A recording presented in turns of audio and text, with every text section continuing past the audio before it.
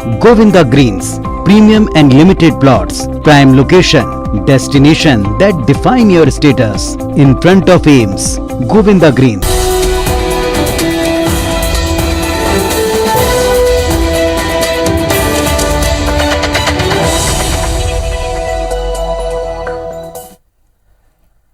नमस्कार, आप देख रहे हैं IBC 24। मैं हूं आपके साथ विजय कुमार पंड्या। शुरुआत करेंगे खबरों की। रायपुर से एक बड़ी खबर मिल रही है। कल भूपेश कैबिनेट की बैठक होने वाली है। दोपहर 12 बजे ये बैठक होगी सीएम हाउस में और शीतकालीन सत्र के विधेयकों पर चर्चा होगी।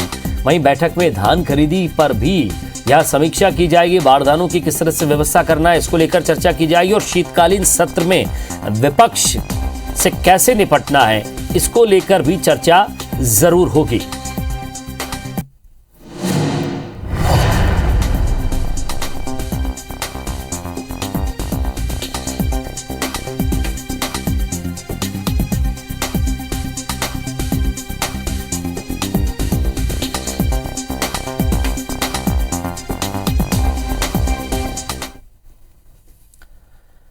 और लोकसभा में आज छत्तीसगढ़ में प्रधानमंत्री आवास योजना के तहत बनाए जाने वाले मकानों का मुद्दा गूंजा है। कांग्रेस सांसद दीपक बैज ने शून्यकाल में जहां पीएम आवास योजना की राशि नहीं दिए जाने का आरोप लगाया, वहीं भाजपा सांसद सुनील सोनी ने इस मामले में केंद्र सरकार से हस्तक्षेप का आग्रह करते हुए बताया कि 2 साल से छत्तीसगढ़ सरकार ने इस योजना के लिए अपनी राशि नहीं दी है। बस्तर के कांग्रेस सांसद दीपक बैज ने कहा कि 2020-21 और 21-22 की पीएम आवास की राशि अब तक छत्तीसगढ़ को जारी नहीं की गई है। उन्होंने इस योजना के तहत केंद्र सरकार से 60% अपना अंश देने की मांग की है ताकि छत्तीसगढ़ और बस्तर के लोगों को पीएम आवास योजना का लाभ मिल सके।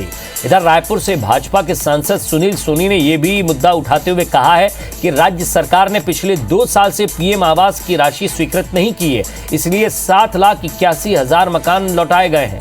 उन्होंने लोकसभा में यह जानकारी दी कि लगभग 11,000 करोड़ रुपए वापस चले गए।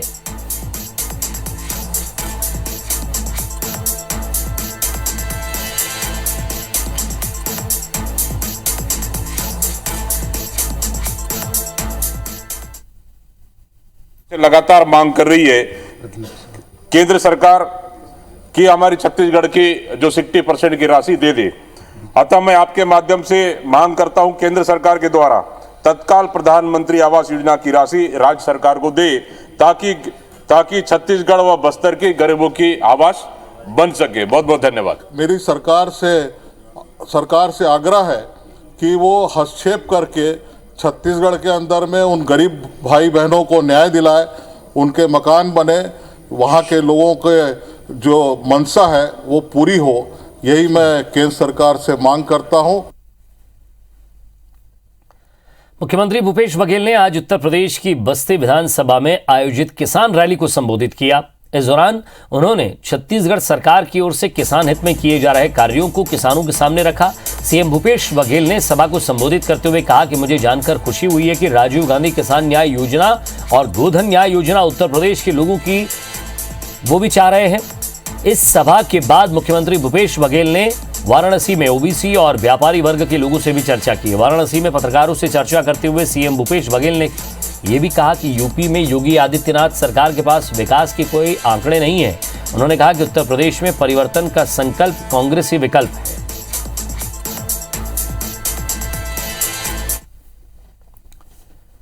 नगरीय निकाय चुनाव के लिए चुनावी रणनीति को पुख्ता करने और अपने कार्यकर्ताओं में जोश फूंकने के लिए भारतीय जनता पार्टी ने प्रदेश प्रभारी डी पुरंदेश्वरी और सह प्रभारी नितिन नवीन छत्तीसगढ़ के सतत दौरे पर हैं, तो कांग्रेस ने भाजपा प्रभारियों के प्रदेश दौरे पर तंज कसते हुए भाजपा कार्यकर्ताओं को हताश और हारा हुआ बताया।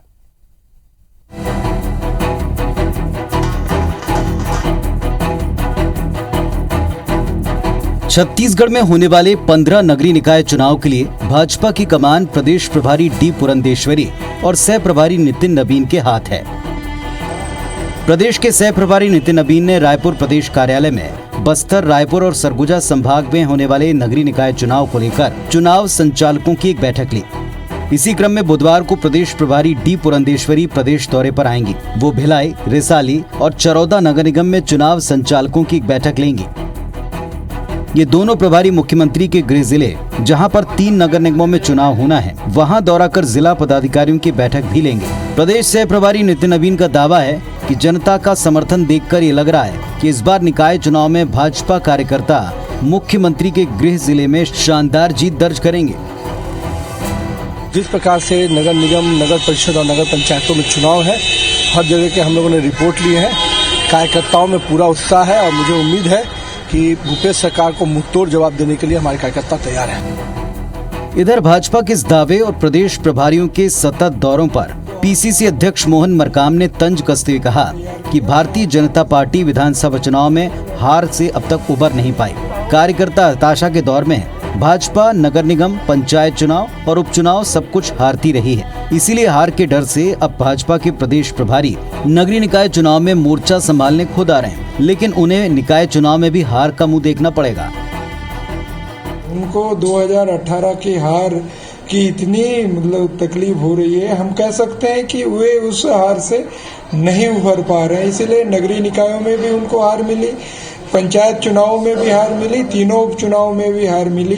अभी हार के डर के उनके जो छत्तीसगढ़ प्रभारी और उनके नेता भी आ रहे हैं, मगर इस हार से भी भारतीय जनता पार्टी को कोई उबार नहीं सकता। वैसे किसी भी चुनाव में अपनी अपनी जीत के दावे करना कोई नई बात नहीं है। कांग्रेस को भूपेश सरकार के 3 साल के कामकाज पर भरोसा है, तो भाजपा को रमन सरकार के 15 साल के कामकाज और मौजूदा सरकार की खामियों से जुड़े मुद्दे पर जनता का साथ मिलने का विश्वास है। बड़ा सवाल ये, वास्तविकता में किस दल के कार्यकर्ता सक्रिय होकर जनता के बीच हैं और बीजेपी के दोनों प्रभारियों के प्रदेश दौरों से कितना फर्क पड़ता है। राजेश मिश्रा, IBC 24, रायपुर। रायगढ़ नगर निगम में होने वाले उपचुनाव में इस बार बीजेपी और कांग्रेस दोनों ही दलों को असंतुष्ट और निर्दलीय प्रत्याशियों ने खतरा बना दिया। वार्ड क्रमांक 9 में जहां 3 निर्दलीय प्रत्याशी मैदान में हैं, तो वहीं वार्ड क्रमांक 25 में टिकट कटने से कांग्रेस दावेदारों का एक धड़ा पार्टी से नाराज चल रहा है। आपको बता दें कि दोनों वार्ड के नतीजे निगम की स्थिति को प्रभावित कर सकते हैं। अगर बीजेपी दोनों सीट को जीतने में सफल हो जाती है तो वो अन्य निर्दलीय पार्षदों का समर्थन लेकर अविश्वास प्रस्ताव लाने की स्थिति में आ जाएगी। लिहाजा दोनों दल इस उपचुनाव में हर हाल में इस सीट को जीतने के लिए जोर लगा रहे हैं।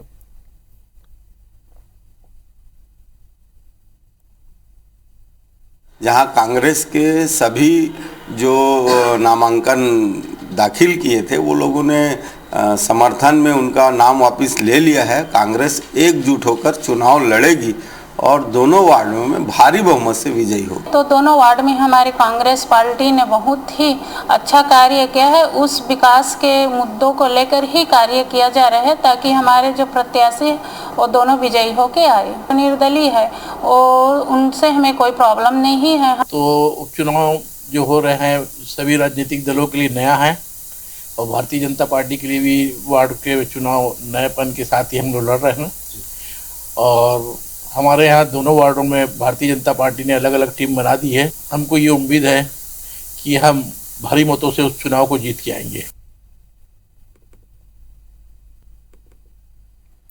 भोपाल में सीएम शिवराज सिंह चौहान ने राष्ट्रीय शिक्षा नीति 2020 के लिए गठित टास्क फोर्स की बैठक की। बैठक के बाद सीएम ने कहा कि प्रदेश के सरकारी स्कूलों में शिक्षा की गुणवत्ता और व्यवस्थाओं में निरंतर सुधार किया जा रहा है। स्टूडेंट्स को कोई सुविधाएं उपलब्ध कराई जा रही हो। इन प्रयासों से निजी स्कूलों की अब लोगों की तरफ उनका आकर्षण आएगा। साथ ही कहा कि योग को खेल के रूप में स्कूली शिक्षा के सिलेबस में शामिल किया जाएगा और योग के विस्तार के लिए योग आयोग का गठन होगा। इसके अलावा सीएम ने कहा कि केवल शालाओं में प्रवेश के लिए नहीं बल्कि कक्षा 5 से 6वीं और कक्षा 8 से 9वीं में प्रवेश के लिए भी स्कूल चले अभियान चलाया जाएगा, जिससे कक्षा 6ठी और कक्षा 9 में ड्रॉप आउट की संख्या में कमी आ सके।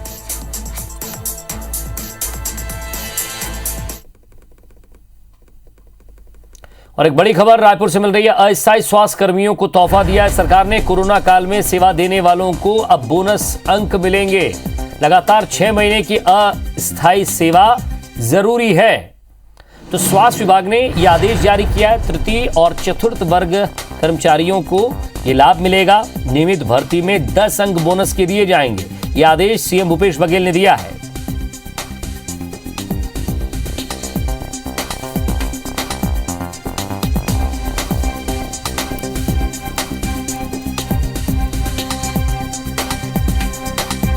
और ज्यादा बातचीत के लिए हमारे संवाददाता विनय वर्मा हमारे साथ जुड़ गए। विनय, एक महत्वपूर्ण बात यह कि जो लोग स्थायी तौर पर काम कर रहे हैं, सरकार उनके लिए कई काम करती है, योजनाएं भी चलती है और कई लाभ उन्हें मिलता है, लेकिन अस्थायी स्वास्थ्यकर्मी जिन्होंने अपनी जान दांव पर लगाकर ये पता नहीं है कि नौकरी रहेगी कि नहीं रहेगी, उसके बावजूद भी उन्होंने लोगों की सेवा की, उनके लिए सरकार ने काम किया है। देखिए, पीछे जब कोरोना काल बढ़ा था तो स्वास्थ्य कर्मियों की कमी देखते हुए जो ऐसे छात्र हैं, जो पास आउट छात्र हैं, उनकी सेवा ली गई थी और उन्होंने पहले 3 महीने के लिए और बार बार जब संक्रमण बढ़ता रहा तो उनकी जो सेवा काल है वो बढ़ाते जाया गया। तो उसमें जो उनकी नौकरी थी वो 3 माह स्थायी के रूप में थी, लेकिन कंटिन्यू होने के बाद में वो एक लंबा अनुभव उन्होंने प्राप्त कर लिया। जब उन्हें 1 साल 1.5 साल काम करने के बाद जब उन्हें सेवा काल को समाप्त उनका हुआ तो उन्होंने मांग की कि हमें नियमित भर्ती किया जाए, लेकिन नियम में नहीं होने कारण से ये नहीं हो पाया। लेकिन सरकार ने सहृदयता से एक नया नियम बनाया और एक कमेटी बना करके उनकी जो मांग है उस पर विचार किया और कमेटी ने एक निर्णय दिया है कि जो 10 साल का जो जिन्होंने 6 महीने से ज्यादा लोग काम किए हैं उनको 10 अंक का बोनस अंक दिया जाए, ताकि जो अगली भर्ती आए उसमें उनको बोनस अंक देते हुए उनको जो भर्ती है उसमें वो कहीं ना कहीं उनको प्राथमिकता मिले। तो एक बड़ा ही स्वास्थ्य विभाग की तरफ से, सरकार की तरफ से एक बड़ा ही अच्छा निर्णय स्वास्थ्य कर्मियों को, और इसमें तृतीय वर्ग और चतुर्थ वर्ग में जो काम के जिसमें टीकाकरण के जो कर्मचारी हैं, जो नर्सेज हैं, जो सफाई कर्मी हैं, जिनको रखा गया था उनको ये जिला सीएमएचओ की तरफ से एक अनुभव प्रमाण पत्र दिया जाएगा और उसी के आधार पे उनकी जो भर्ती है अगली उसमें उनको बोनस अंक मिलेगा। शुक्रिया विनय इस तमाम बातचीत के लिए। नीट पीजी काउंसलिंग को लेकर देश भर में जूनियर डॉक्टरों की हड़ताल जारी है। वहीं रायपुर की जूनियर डॉक्टरों ने इस मांग में 3 और मुद्दे जोड़ दिए हैं। जूनियर डॉक्टरों का कहना है कि वो लंबे समय से मेडिकल बॉन्ड, स्टाइपेंड और वेतन विसंगति को दूर करने की मांग कर रहे हैं, लेकिन स्वास्थ्य विभाग इस ओर कोई ध्यान नहीं दे रहा है। वहीं उनका यह भी आरोप है कि सरकार काउंसलिंग के मुद्दे को केंद्र सरकार का मुद्दा बताकर पल्ला झाड़ रही है। जूनियर डॉक्टरों ने कहा कि अब जब तक सरकार उनकी मांग नहीं मानती है तब तक वो आंदोलन करते रहेंगे।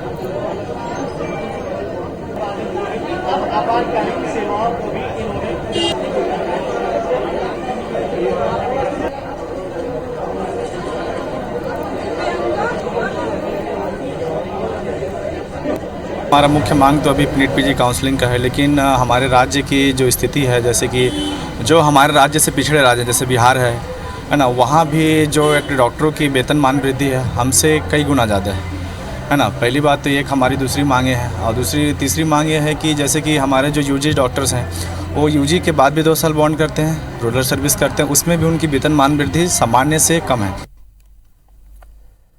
जबलपुर में एक विदेशी युवक कोरोना संक्रमित पाया गया। जर्मनी से आया युवक जबलपुर में एक शादी में शामिल होने के लिए दिल्ली एयरपोर्ट पहुंचा था और वहां से बनारस में आयोजित विवाह समारोह में शामिल हुआ। इसके बाद वो जबलपुर में प्रशासनिक अधिकारी के घर पर रुका था। प्रशासनिक अधिकारी के परिवार के लोगों का स्वास्थ्य बिगड़ने पर उन्होंने टेस्ट कराया, जिसमें जर्मन युवक कोरोना संक्रमित पाया गया। स्वास्थ्य विभाग ने संक्रमित को मेडिकल अस्पताल में आइसोलेशन वार्ड में दाखिल किया। अगले 10 दिन तक उसे निगरानी में रखा जाएगा। इसके बाद युवक का RT-PCR टेस्ट किया जाएगा। टेस्ट रिपोर्ट नेगेटिव आने के बाद ही उसे अस्पताल से छुट्टी मिलेगी। इधर स्वास्थ्य विभाग के ने जर्मन युवक के संपर्क में आए 40 से ज्यादा लोगों के सैंपल लिए। रिपोर्ट मिलने के बाद आगे की कार्रवाई की जाएगी। तो उसका टेस्ट हम लोगों ने परसों किया था और शाम को जो रिपोर्ट आई वो उसकी पॉजिटिव आई। इस कारण उसके संपर्क में जितने भी लोग थे, जो हिस्ट्री हम लोगों ने ली, करीब 40 लोग जो उसके निकट संपर्क में थे, उनकी सैंपलिंग कल कर ली गई है। रिपोर्ट प्राप्त हो जाएगी तो उस हिसाब से कार्यवाही की जाएगी। मध्य प्रदेश में बढ़ते कोरोना संक्रमण और सीमावर्ती राज्यों में मिल रहे नए वेरिएंट के मामलों को लेकर सरकार सचेत हो गई है। चिकित्सा शिक्षा मंत्री विश्वास सारंग ने बताया कि अब तक प्रदेश में नए वेरिएंट का कोई मामला सामने नहीं आया, लेकिन संक्रमण के बढ़ते मामलों को लेकर वैक्सीनेशन पर जोर दिया जा रहा है। नई प्लानिंग के तहत सरकार ने दिसंबर के अंत तक सभी पात्रों को दोनों ही डोज 100% वैक्सीनेशन का लक्ष्य रखा है। सीमावर्ती राज्यों पर सख्ती और पाबंदी को लेकर सरकार विचार मंथन कर रही है। साथ ही विदेशों से आने वाले यात्रियों पर केंद्र सरकार की गाइडलाइन के आधार पर काम किया जाएगा।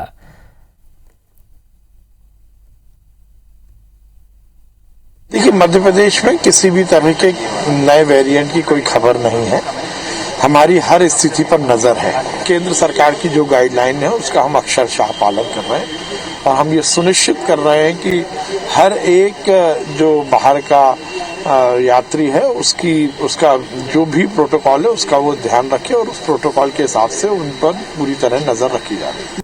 और एक नजर बिग न्यूज पर। मधुकुंज अगरबत्ती प्रेजेंट्स बिग न्यूज। अगरबत्ती हो तो मधुकुंज।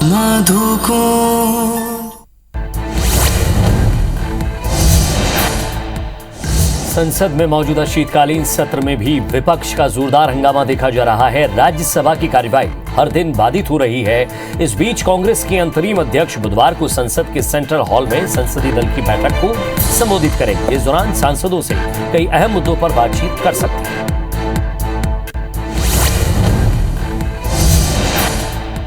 संयुक्त किसान मोर्चा और केंद्र सरकार के बीच मंगलवार को बैठक हुई है। इस बैठक को लेकर जानकारी देते हुए संयुक्त किसान मोर्चा के युद्धवीर सिंह ने कहा कि आज हमारी बहुत महत्वपूर्ण बैठकें हुई। राकेश टिकैत ने कहा है कि सरकार का प्रस्ताव स्पष्ट नहीं है, फिलहाल आंदोलन कहीं नहीं रहा।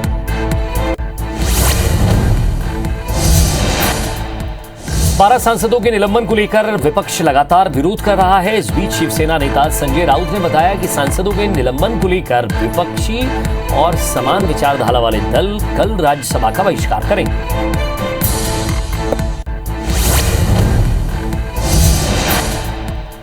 12 दिसंबर को जयपुर में कांग्रेस महंगाई हटाओ रैली करने वाली है, जिसको लेकर राजस्थान के सीएम अशोक गहलोत ने कहा है कि ये रैली ऐतिहासिक होगी। राहुल गांधी, सोनिया गांधी ने सोच समझकर इसके लिए जयपुर को चुना है। देश में महंगाई की मार है। ये रैली एनडीए सरकार के पतन की शुरुआत होगी और अगले चुनाव में कांग्रेस जीते इसकी शुरुआत भी होगी। नागालैंड में मौन में शीर्ष आदिवासी निकाय कोन्याक यूनियन ने सुरक्षा बलों द्वारा 14 नागरिकों की हत्या के विरोध में एक दिन का बंद रखा है और अगले दिन से 7 दिन के शोक की घोषणा की है। कोन्याक यूनियन ने सुरक्षा बलों से 7 दिनों के शोक की अवधि के दौरान कोन्याक क्षेत्र में गश्त से दूर रहने का अनुरोध किया है।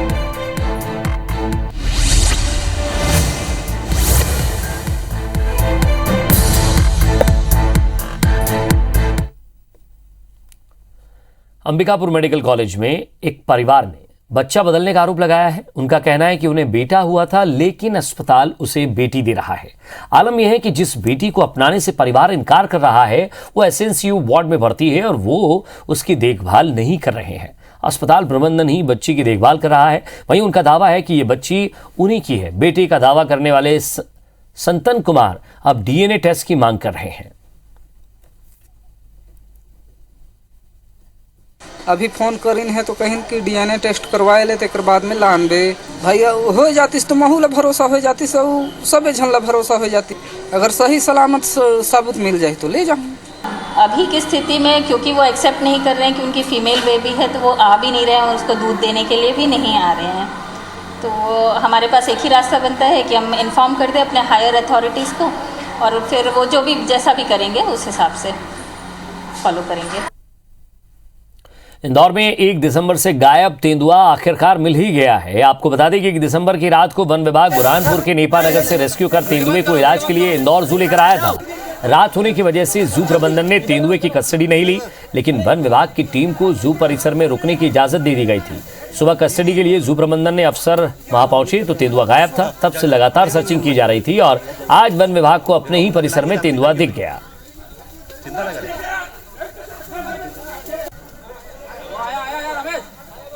नवरत्न बाग में एंटर करने के लिए प्रयास किया। तब तक हम लोग क्योंकि ऑफिस आ गए थे, स्टाफ भी सभी थे, तो वो साइट हो गया आसानी से कि हम तेंदुआ को प्रत्यक्ष रूप से तेंदुआ को देख लिए। जैसे कि देख लिए, फिर जितने भी हमारे जो टीम है उन सबको तुरंत बुलाया गया और उसको फिर नारायणपुर की यशवर्धन ने क्रिकेट की दुनिया में इतिहास रच दिया है। 14 साल की उम्र में यश ने लगातार 2 मैच में 13 शतक जड़कर नया रिकॉर्ड अपने नाम कर लिया है। यश कुमार वर्धा ने अंडर 16 के लिए नारायणपुर से खेलते हुए कांकेर और बस्तर के खिलाफ 314 और 355 रन की नाबाद पारी खेली। नक्सल प्रभावित नारायणपुर के सुलेंगा गांव की यश 2017 से क्रिकेट खेल रहे हैं। केएल राहुल उनके पसंदीदा क्रिकेटर हैं। आपको बता दें कि कांकेर में अंडर 16 के सिलेक्शन मैच हो रहे हैं। प्रदेश में 2 ग्रुप बनाए गए जिसमें अंडर 16 छत्तीसगढ़ की टीम की घोषणा होगी। ये मैं नारायणपुर शर्मा क्रिकेट अकेडमी। अच्छा, तो वहाँ पे क्रिकेट को लेके कोई जो घर में इंटरेस्ट दिखाते हैं या परिवार का कोई सपोर्ट मिलता है, कैसे कहते हैं? वहाँ तो मिलता है सपोर्ट, भैया सपोर्ट करते हैं, घर वाले भी सपोर्ट करते हैं। क्या कर बनना चाहते हो आगे जाके? क्रिकेटर। तो कौन है तुम्हारा आइडियल?